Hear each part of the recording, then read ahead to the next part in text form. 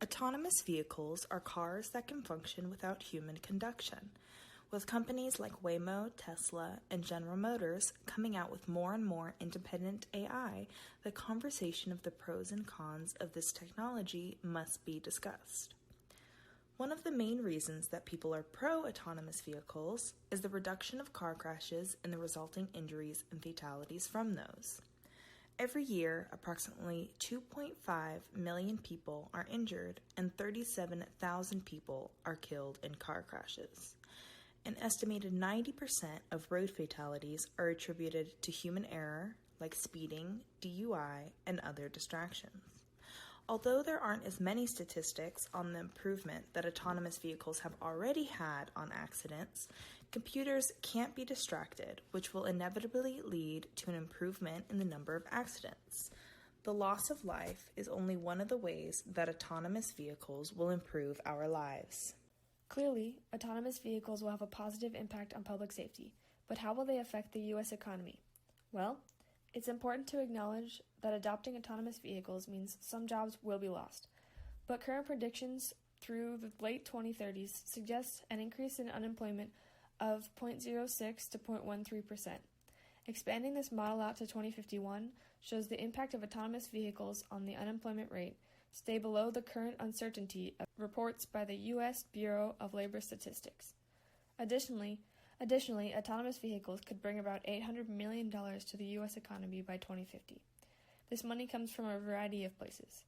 Firstly, there's the money saved from the reduced burden of vehicular accidents. This means more money saved on the immediate cost of a crash, i.e., first responders, vehicular repair, that kind of stuff, but also a decrease in car insurance prices.